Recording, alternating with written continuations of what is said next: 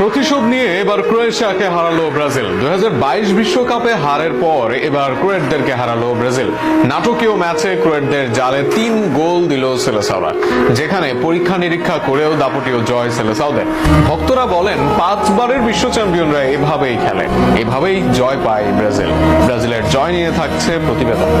ইনজুরির কারণে দলে নেই মূল একাদশের প্রায় সব খেলোয়াড়ই। ক্রোয়েশিয়ার বিপক্ষে ম্যাচেও একাদশে অভিষিক্ত খেলোয়াড়। এর সাথে সাথে ম্যাচে একাধিক পরীক্ষা নিরীক্ষা করেন কার্লো আনচেলত্তি, বদলি হিসেবে নামান 8 খেলোয়াড়কে। তবে সেখান থেকেও জয় পেতে সমস্যা হয়নি ব্রাজিল দলের। উল্টো শক্তিশালী ক্রোয়েশিয়ার বিপক্ষে নিরপেক্ষ ভেন্যুতে তারা দেয় 3 গোল।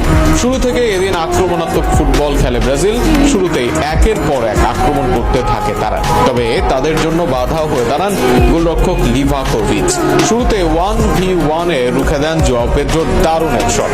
এরপর দারুণ স্পেস পেয়ে শট করেন ম্যাথিউস কুনহা, কিন্তু সেটাও ফিরে এই গোলরক্ষকের হাতে লেগে। তবে প্রথমার্ধের অতিরিক্ত সময় আর রক্ষা পায়নি ক্রোয়েশিয়ার। এবার কাউন্টার অ্যাটাক থেকে গোল আদায় ব্রাজিলের।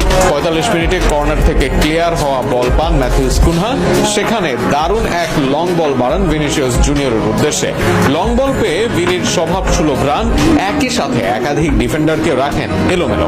সেখান থেকে স্পেস তৈরি করে বক্সে ক্রস করেন ভিনি। সেই ক্রসটায় কাজে লাগান অভিষিক্ত দানিলো।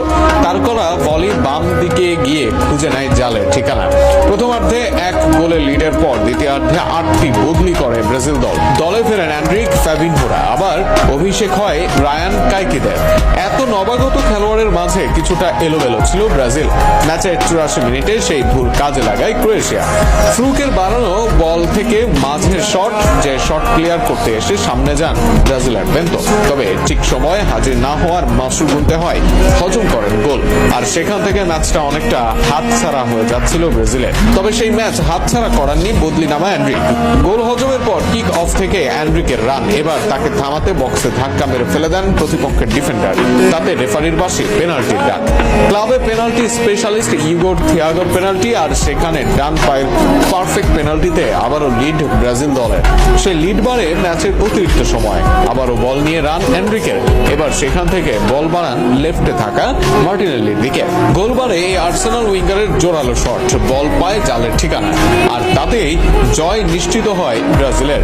যে জয়ে আত্মবিশ্বাস পাবে ব্রাজিল দল, আবারও ব্রাজিলকে ঘিরে ভক্তরা পাবে আনন্দ।